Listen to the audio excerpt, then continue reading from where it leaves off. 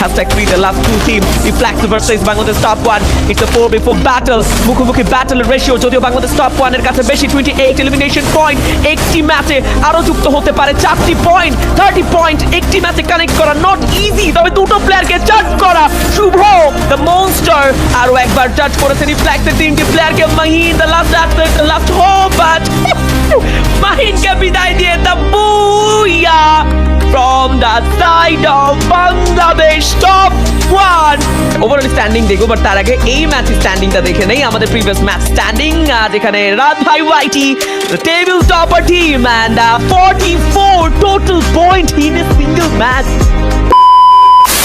ইয়ো WhatsApp ভাই brother, কি অবস্থা তোমাদের সবার? আশা করি আল্লাহর রহমতে অনেক বেশি ভালো আছো। ইনশাল্লাহ আমিও ভালো আছি। তো প্রায় 4 দিন পরে আমার ইউটিউব চ্যানেলে ভিডিও নিয়ে হাজির হলাম। তো আজকের ভিডিওতে অনেক ধামাকা লেভেলের কথা চলবে, তো আজকের ভিডিওটা স্কিপ করা বাদ দিয়ে লাস্ট পর্যন্ত দেখতে থাকো।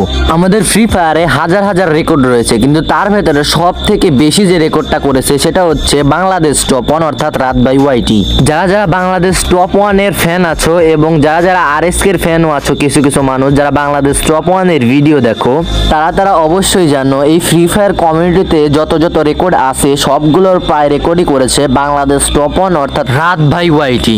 আমরা প্রায় রাত ভাইয়ের কাছ থেকে অনেক রেকর্ড পাই, কিন্তু এই রেকর্ডটা একটু অন্যরকম, কারণ এই রেকর্ডের বাংলাদেশ টপ 1 একটি টুর্নামেন্ট ম্যাচে প্রায় 32 কিল করে ম্যাচ বুইয়া করছে, যেটা বাংলাদেশে অনেক ভালো স্পোর্টস টিম থাকতেও বাংলাদেশ টপ 1 এই রেকর্ডটি করে ফেলেছে।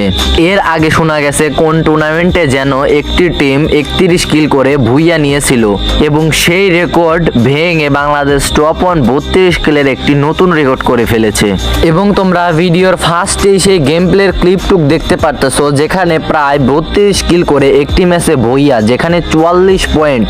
এটা বাংলাদেশে অন্য কোনো টিম করতে পারেনি। এই ফার্স্ট বাংলাদেশ টপ 1 32 কিলে একটি ভুইয়া করলো। এটা সত্যি অনেক অসাধারণ ছিল এবং এটা বাংলাদেশের জন্য অনেক গর্বের বিষয় যে 33 কিল করে একটি বুইয়া এবং 44 পয়েন্ট কালেক্ট করা, এটা শুধু মুখের কথা নয়। আমাদের বাংলাদেশে অনেক ইনফ্লুয়েন্সার রয়েছে, বাট বাংলাদেশ টপ 1 টুর্নামেন্টে সব থেকে ভালো পারফরমেন্স করে থাকে এবং তাদের নাম সব থেকে বেশি এই টুর্নামেন্টে।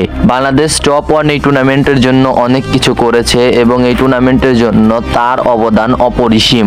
এবং বাংলাদেশে যতগুলা স্পোর্টস টিম আছে সব থেকে ভালো এবং সব থেকে বেশি সাপোর্ট পাওয়া টিম হচ্ছে এই বাংলাদেশ টপ 1 টিম।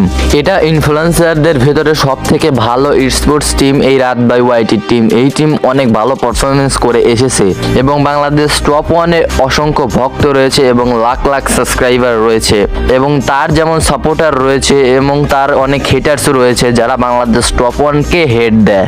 এই সব টিমকে যারা হেড দেয় তাদের মতো বোকাচোদা আর কেউ নাই। এখন এই কথা বললাম কেন তোমাদেরকে, এটা বোঝাই কারণ কিসের জন্য।